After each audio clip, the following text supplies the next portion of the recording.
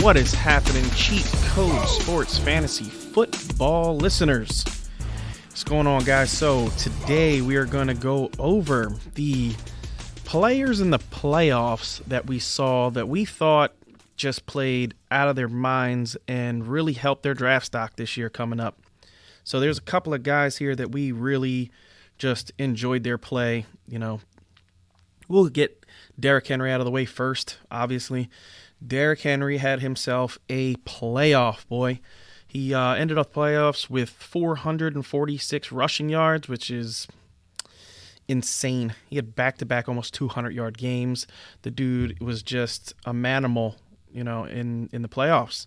So, you know, Derrick Henry definitely, you know, with that playoff run and the way he ended his season, just really, you know, set himself apart from, you know, where he started the season off. You know, people were taking him as the 15th, 16th, 17th running back off the board, you know, third round, middle third round, beginning of the fourth. You know, I seen him dropping too. And he really just proved that he can be a bell cow back this year. You know, he was awesome.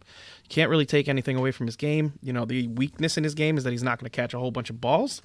But you could say that about, you know, a lot of running backs. There's a lot of running backs that are in, you know, running back committees that, you know, they're the running back who carries the ball and then the other guy catches. So, you know, he is not part of a committee. He was the main guy all year long, and he proved it all year long that he was great. So, you know, he definitely improved his draft stock without a question, you know, and I think the playoffs just kind of cemented that in for people. I think, you know, he will be a first-round guy next year.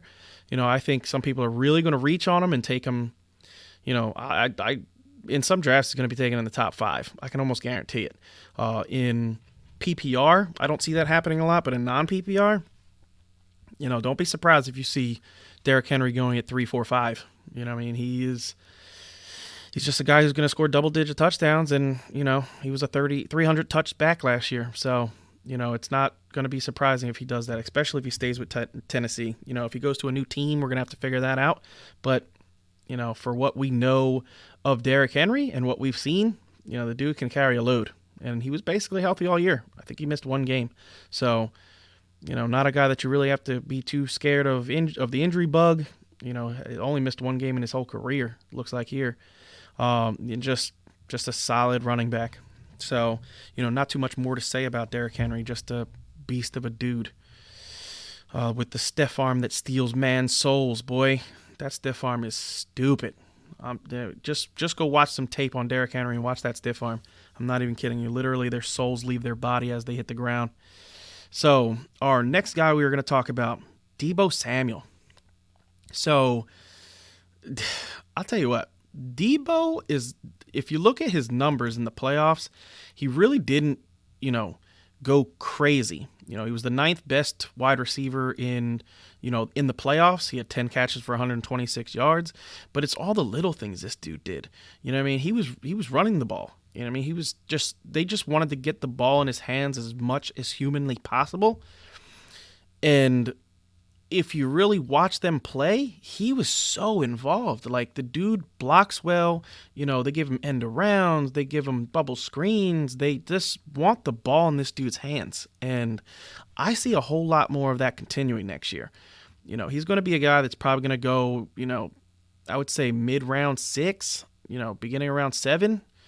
But as the, you know, preseason goes along, I could see him moving up into, you know, the beginning of the 6th round, end of the 5th round.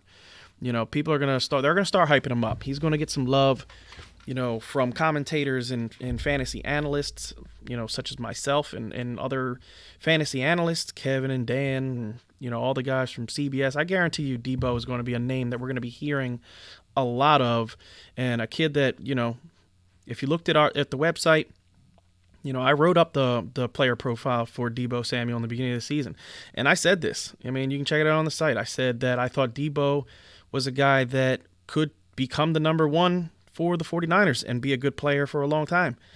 And he basically was. He basically turned into that guy. You know, Emmanuel Sanders kind of faded off, and it really just let Deebo shine. If you look at the numbers, you know, Emmanuel Sanders really in the playoffs wasn't a factor. I mean, he had 5 catches for 71 yards in the playoffs. you can't really look at those numbers and think that he was the guy. It was Debo, Debo for 127, and they weren't throwing the ball. That's the thing. They weren't really throwing the ball in the playoffs.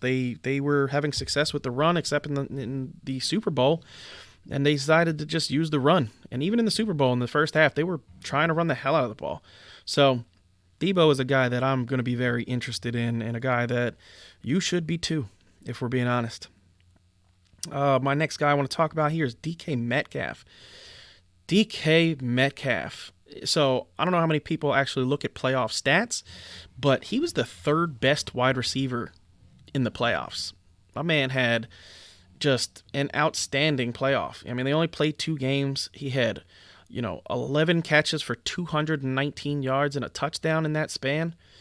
He just, he looked the part. He looked the part of a number 1 wide receiver.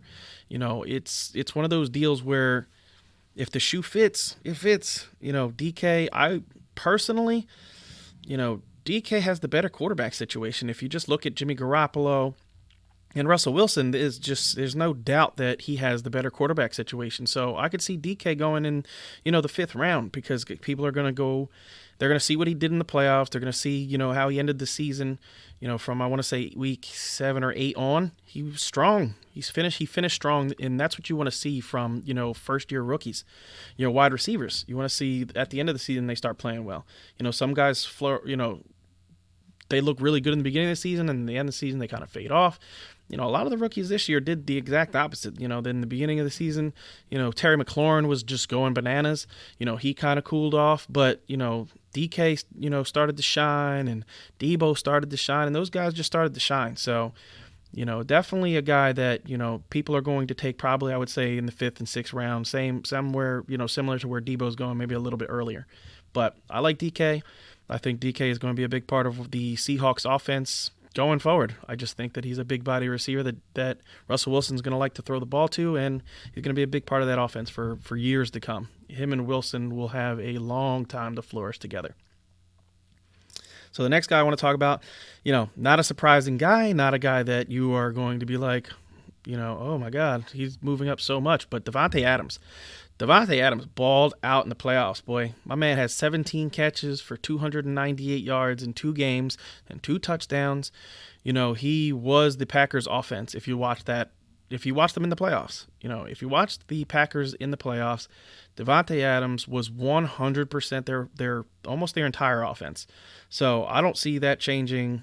Honestly, this year I think his numbers would have been, he would have been a top 2 guy. He definitely would not have beaten what Michael Thomas did this year, because Michael Thomas just was awesome this year.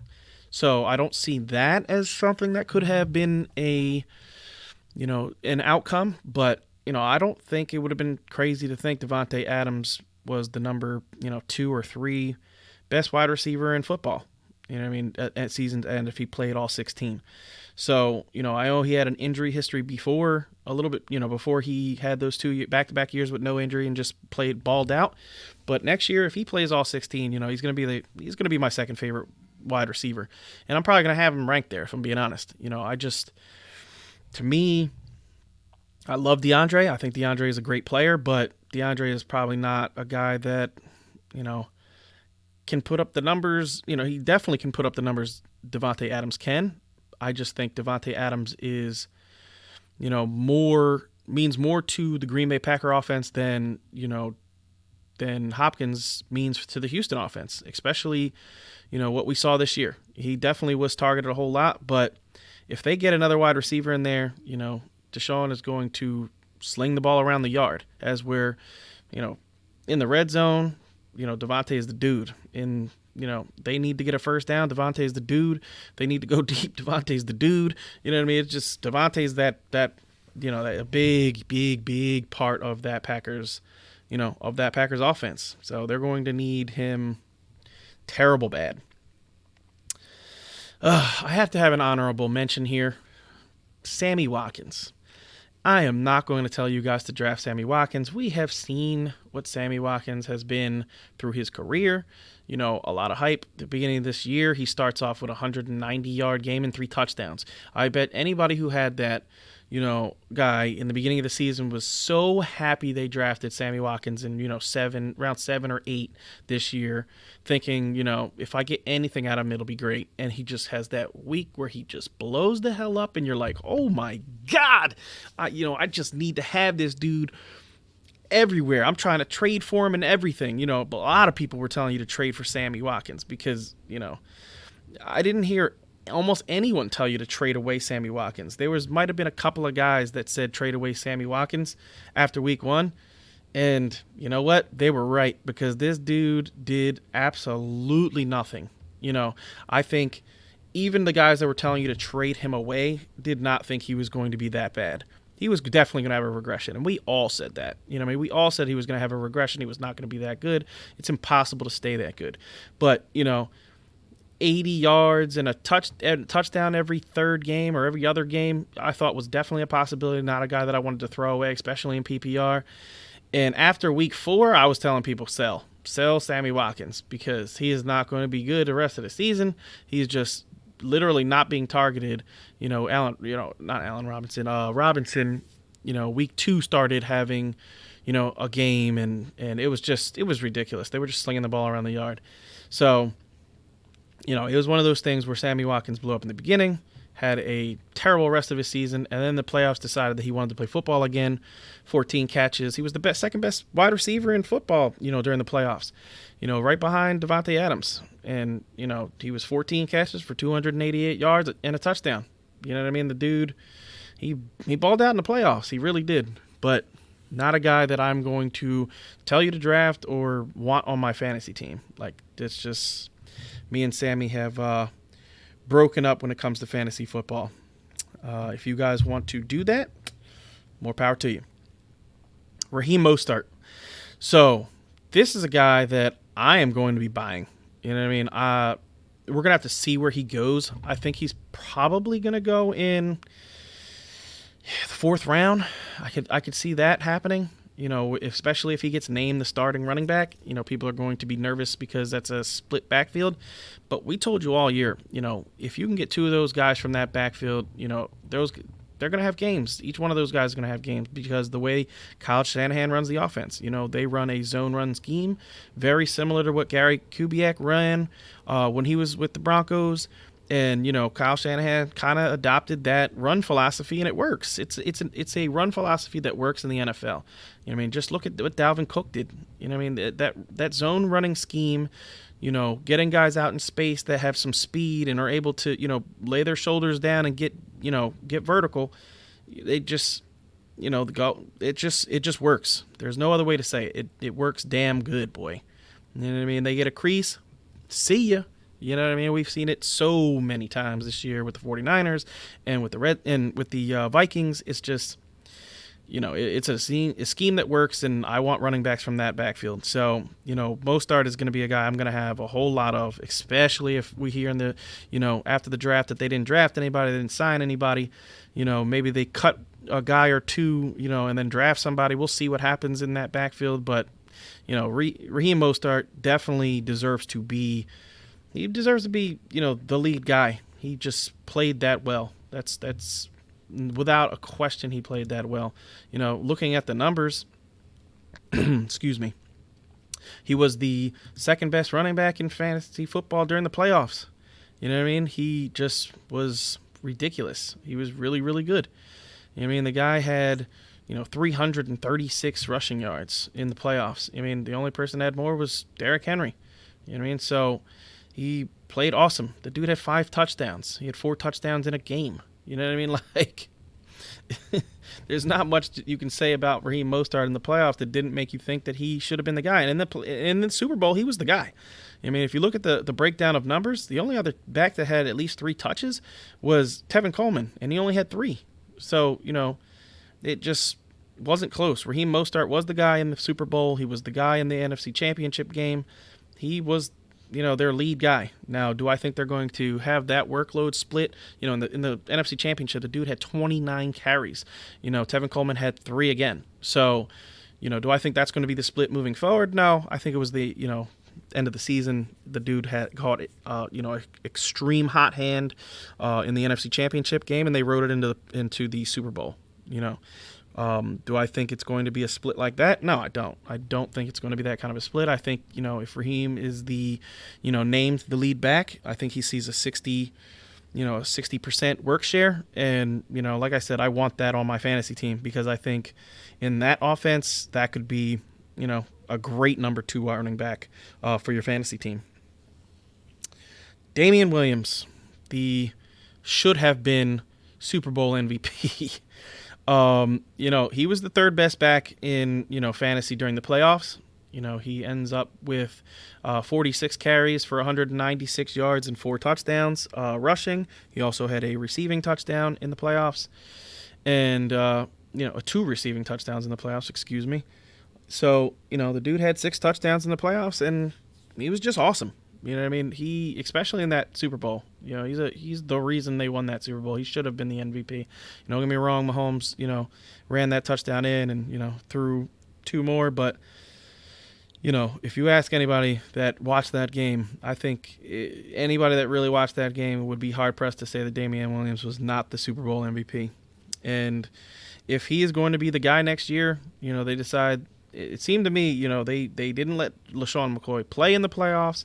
No other back really had any kind of touches, other than Damian Williams. So there was really no question to me that they decided he was going to be the guy. You know what I mean? So if they decide that again this year, they have the 32nd pick. So, doubt they're going running back in the first round. They have other needs that they need more than running back. Maybe they go try to pick somebody up in free agency to try to help him out. But Damian Williams could be the starter again next year. And, with a full, workload, if he can stay healthy, which is the main thing with Damian Williams, if he can stay healthy and he shows the team that he's going to be healthy for the season, if he gets hurt in the preseason again like he did last year, then I definitely think there's going to be some issues going forward. They're going to decide to that this dude can't handle a workload and, supremely limit him. But if he's the guy going into the regular season, he's going to be a guy that I draft. He's probably going to be a, mid, late 4th round, early 5th round guy because of, the injury bug this year. But, at that price, I'm definitely willing to take him. This year I was staying away from him because my man was going – mid to late 2nd round in a lot of drafts. Towards the closer got to the season because of the injury, in the preseason, I think a lot of people dropped off on him and he started going like the 3rd round, mid 3rd round. I seen him sometimes drops in the 4th, but regardless, he was starting to drop towards the end of the, of the preseason because of, just injuries concerns. So definitely a guy that, it is what it is with him. You just, if you can get him in the late 5th, 4th round, I think I would take a shot on him there and bank on being on a good offense and, hopefully being a main, the main back in a great offense is what you're banking on. Hollywood Brown, boy. Hollywood Brown is another guy that he only played 1 game in the playoffs, but if you watch that 1 game, he was damn good. He had 8 catches in the game. He went over 100 yards, or 7 catches in the game, sorry. He had 7 catches in the game for 126 yards. He did not find the end zone in that game, but they were losing by a lot, so he was seeing a whole lot of targets in garbage time, them trying to, get themselves back into the game, but he's going to be a problem. Marquise Brown is just silly fast. He is very fast. His get off the line, there's no question. You watch any corner that plays him, they don't play him. They don't try to bump run coverage on him because they just know he'll run by them. So, they give him a cushion and he still seems to run by him. So, definitely a guy that is going to be a big part of that offense, I think, especially if he can stay healthy. He had the injury coming in out of college. Basically played very, very little in the preseason. Then, week 1 they decided they were going to let him loose. And, he only ran I want to say it was 12 routes in the first game. But he had 5 catches for damn near 200 yards. And I think it was 2 or 3 touchdowns. So he just went off week 1 and, they let him go. He had a couple of games where he missed due to injury, but, when he when he gets behind the defense, he's dangerous, boy. He can be a Deshaun Jackson like player. He could win a week for you. So, he's definitely going to be a guy that goes in the later rounds because people are going to be nervous. But in the 8th, 9th, 10th round, if he's there, I'm taking him without a question. I don't think he would drop down to 10, but probably around 7, 8, 9 in that range. We'll have to see where his ADP is going into the season, but I could definitely see him in that range, and a guy that I would definitely, if I need wide receiver, if I need that boom bust on my team, I would definitely take Marquise Brown. Definitely a guy that I like. Devin Singletary, another guy who only played one game in the playoffs, but if you watch that game in the playoffs, he was super involved. He had over 70 yards receiving in that game. He had over 60 yards rushing in that game. He was a very big part of what they wanted to do, Buffalo. And honestly, Frank Gore is not going to be back with the team next year. It's going to be a situation where they're going to want to see, Devin Singletary and see what he can do. Because at the end of the day, they need to know if he's their guy or not.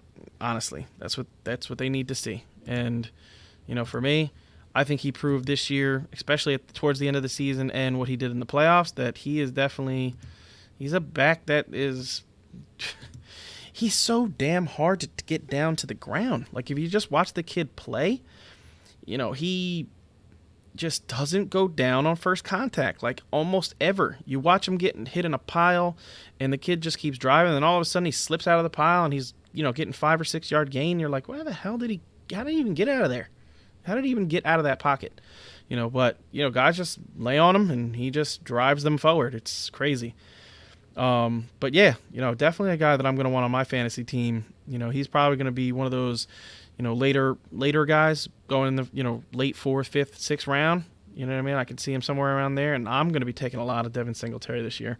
I just think he is a very good back, and, if you look at what, he does near the goal line in college, the dude had I think he had 29 touchdowns in a season one year. It was just ridiculous. The dude, he can definitely find the end zone. I think the Bills were trying to give Frank Gore a lot of love, knowing that he is just a great NFL player. They wanted to, a lot of teams just seem to me to want to give the respect to him, but he's not going to be a Bill next year. So I think Devin is going to see that role, and Josh Allen, we all know Josh Allen runs the ball, inside the 5 also, so he's going to be taking away those touchdowns, a lot of those touchdowns.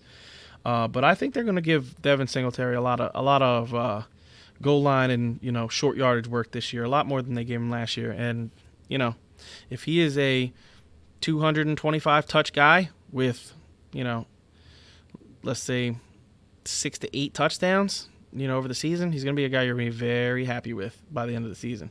He catches the ball in the backfield too. So, he's going to be a good player and a guy that I'm going to take probably a little bit earlier than I should. And, I just have that kind of confidence in the kid. I think he's a very good player. Other than that, there's not really too many guys that had huge playoff games. Miles Sanders, he had 14 for 69, in that one playoff game that they played. And Miles Sanders is going to be a guy that people take him pretty early. I can imagine he's going to be a second round, late second round guy next year, being a third round guy. People are going really high on Miles, and I said before the season I thought he was going to be a league winner, and he was. He was definitely 100% a league winner. A guy that a lot of people are going to be super interested in next year because of the sheer volume he had at the end of the season and, going into the playoffs. In the playoff game, he was basically their running back, period. So, it's going to be interesting to see what Miles can do as the lead guy for a full 16-game season. I think I'm going to be very happy to see what he can do, being the guy. So he's definitely a guy that I'm going to be, super interested in. Other than that, with players out of the playoffs, there's not really too many. There's not too many guys that you can be really, say in the playoffs were amazing. Dalvin Cook, we all know those guys. Dalvin Cook had himself a mediocre playoff, but guess what? I don't think that hurts his value. Aaron Jones, he has the 3 touchdowns, which kind of saved his playoffs. because he really didn't run the ball all that well in the playoffs. But, him and Dalvin, neither one of them averaged more than 4 yards per carry in the playoffs. They just were getting swallowed up, really. So, to me, there's not really, you can't, in the playoffs, you don't really, I don't think that there's a lot of guys that get downgraded for their playoff performances because it's the playoffs. I mean, teams try to take away other teams' strengths, and which makes what Derrick Henry did this playoff season so ridiculous. I mean, like, everyone knew that the Titans were going in trying to stop the run game. Like, they were going to run the ball down your throat, so teams knew that they had to go and try to stop it, and no one could stop it. Like, Derrick Henry was just watch the playoffs with Derrick Henry. Like, it was such a pleasure to watch Derrick Henry run the ball in the playoffs. Like, if you didn't see what the Titans did in these playoffs, I'm telling you, go YouTube it. Go YouTube what Derrick Henry did this playoffs. That dude was just a man amongst boys. And in 3 games, they gave him 83 carries. Like, they were not kidding. They were like, dude, you are going to touch the ball a whole lot. And my man did. He was not playing. So that is it for the podcast today, guys. We will be back. We are going to do twice a week podcasts. Kevin Dan will be on the next podcast. We are going to do that next Wednesday, so that will air on Thursday, and then I will be back again on Friday. Do a podcast Thursday. It will air on Friday. So for the Cheat Code Sports Fantasy Football team, peace.